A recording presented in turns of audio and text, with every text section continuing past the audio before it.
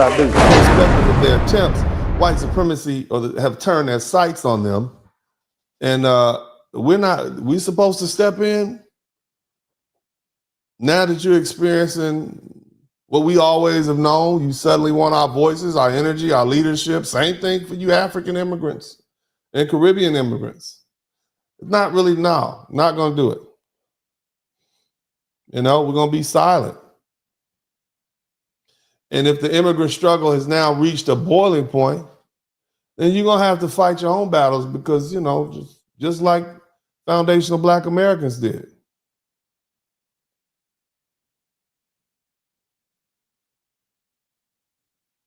And what you need to understand is this, and I can kind of predict this, and most people can. History has shown that when marginalized groups, and this is what makes foundational Black Americans very unique, because we didn't have anybody to unify with. We tried to. We fought these battles on our own.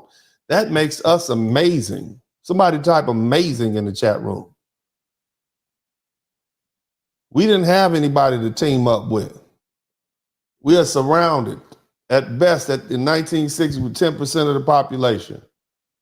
We were poor, unarmed, poorly educated, mostly rural. This is amazing what we did. Oh my God, our ancestors are amazing. I don't think you all truly realize what they're amazing.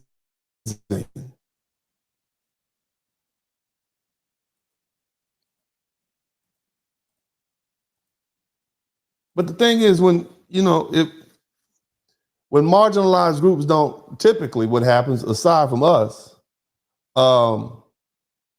let the ancestors speak. I worked hard. I get up at 4 o'clock and get my breakfast done. Just at dawn of day, I go to the field and we pick cotton. Mr. and Mrs. Haywood Jenkins of Sharkey County, Mississippi have... Haywood Jenkins of Sharkey County, Mississippi. That's where my people is from. Between them, picked cotton for over a century. These are our people. These are the people that fought against white supremacy, racism. I want you to look at our people. Some of y'all got relatives and grandmas and grandpas that look just like them. And most of you all who are listening to me right now, you have relatives in Mississippi because largely that's where Black folks were from. These people right here. This is 1968. This is our people right here. My boss man came along. He says, Mary Jane, I said, sir. I say, when you wash? I said, I washed last night. He said, look at that. She talking about, now I want y'all to understand, she about 80 years old. You understand me? I don't want you to do that no more. That's my agent, He says, every Friday morning or Friday evening, you wash. And let all the children stay there with you until you get through. When you get through, then you're... About 80 years old, worked her whole life. Same thing with him, and they still married. Keep that in mind. Way. Now, the agents was mean, some of them. Some of them was mean. Mm-hmm. You want to whoop the colored people. And that time, the white man come. This is after slavery. We want to whoop them. This is what we had to deal with. This is what we fought against. This is what we fought against. Our people. This is who God chose right here to overturn one of the most brutal, oppressive systems in the world. And we won. So y'all can be here right there. This is why we got to end this gender war. It's not the time right now. Shout out to Be About Peace and Pleasure. It's time to fight for each other, not against each other. I'm talking to Black folks. And I know it's a lot of people out there that made the whole channels based on beefing and us not getting along. It's enough beef to go around right now. We're going to have everybody coming at us because we sitting pretty, we looking good, we shining, we doing well. Shout out to TIQS. I need you to understand where we at. We need to begin to fight for each other right now. Along. He says, hey, but you ain't in the field yet? He just had started applying. He said, yeah, I'm just not going to eat my dinner. God damn it, you ain't doing a goddamn thing. He says, God damn it, ought to take this damn stick and frill the hell out you. He said, no, he said, if you frill the hell out of me, goddamn, I frill the hell out of you. Make me feel bad if I was under them, how mean they were. The white man told the man, I'm going to whoop you. He said, no, I'm going to whoop you back. So all of us wasn't running and scared. That's what I need y'all to understand also. We wasn't just a bunch of running scared people. See, everybody think we was just subservient. We always been the way we are right now. We always been the way we are right now.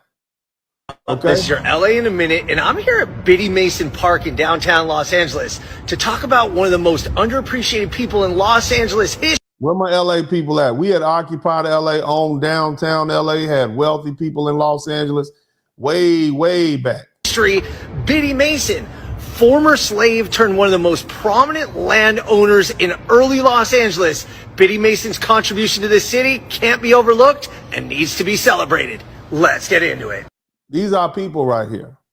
I want you to understand, all my foundational Black Americans, be proud of us. Be proud of what we did. We occupied this whole country from New York to LA to Seattle, everywhere. We wasn't paying attention to what they was talking about. We wasn't around here with our heads ducked down and bowing down. We know that we would get down if need be. Not that we wanted to, but we would get down and we were about our business. These folk didn't even have an education. Many of them couldn't even read that well. These are the women that I want you sisters to understand. You want to know where you get that sense of from your hair and you organize. Okay, I'm gonna drop ship this, that, and the other. You get it from, it's ingrained in you. If left alone, foundational Black Americans will be perfectly fine. Imagine how successful we would be if we didn't have all these people gunning for us all the time and the system turned against us. Imagine. Our ancestors built 100 and something colleges straight out of slavery. We found a way to get it done. We built churches, we built towns. This woman was rich. In 1818, Biddy Mason was born into slavery in Mississippi. She was bought and sold into families South Carolina, Georgia, until one day a man named Robert Smith bought her and her sister. Robert Smith went on a 300-wagon caravan to Utah, 1,700 miles, and Biddy Mason had to walk behind. Not only did she have to walk, you hear that? She walked 1,700 miles, and she probably had to carry. She was cleaning, she was herding cattle, and she was a midwife for 3 children the entire. I want you brothers, you understand why Black women are strong. I want you fellas to understand something. This Black woman walked 1,700 miles from the Carolinas to Utah, and this was normal business. This is why Black women are so strong, brothers. They could not be weak. We call our women masculine. We call them tough. Yes, they are. They are. Like, yeah, you didn't know? They had to be, or we wouldn't be here right now. They'd have been curled up somewhere. White folk have been discovering them in like 1,000 years. Here's one right here. Oh my God. It looks like she was about 17. Looks like she had a very difficult life. I see a lot of bone breaks and abrasions on the upper tibia here. Yeah, we wouldn't be here. We'd be ghosts. You understand? I just want you to understand that. So strength is not a problem. It's an attribute. Now, ladies, okay, we can tone it down a little bit. Don't be strong with everybody. I'm just saying. Okay, I want you to go hit your boyfriend in the side of the head right now because Uncle D said I was strong. Bam! No, don't do that. Don't do that. I'm just saying. Okay, but it's an attribute. It's part of our culture. We make our women strong because that is part of our culture. Just like we make our men tolerant. Okay? We make our men compliant because that's part of the culture. We have to be. You can't be a big bad man, walk around with your chest out all day. Somebody put a bullet in you, Black man. You got to be working. You have to work with your woman because we work together as a team. Yeah, that's what I'm saying. We had to do that. That was part of the culture. The culture teaches us to be like that. It's easy to be out there with your chest out. I'm a man. You got your own country, and the women around you cater to you. We are a group of people in a society that's dominated by people that don't like us and have constantly tried to keep us oppressed. So we had to work together.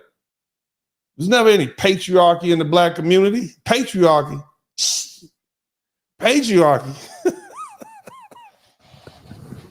Shit. You better get in there and cook them chickens. That's why granddaddy can cook better than grandma sometime and most of the kids. What's up? Welcome to the broadcast. This is Uncle D. People wash their ass in the tub, Kamala Harris. You would tune in to Uncle D. This black man talk, pull up homie, take a seat. Don't be a shadow watcher every day. You learn something, then you earn something. Let them know and drop some money in the plate. It's getting cold, ladies, talking ratchet. There's a king here, grab your coat, zip your jacket. Keep quiet for a second, close your jaw. Attorney Spurling, this ain't pearly, know the law. Talking Constitution, pushing pins when he shooting, give him that. Masculinity, just for the record, sprinkle that. You can keep your cat, gotta cut it. Only cat he rubbing, gotta love it. I call it Molly Buddy. Gotta vote your interest, voting earns. Presidential, this is for the money that I earn.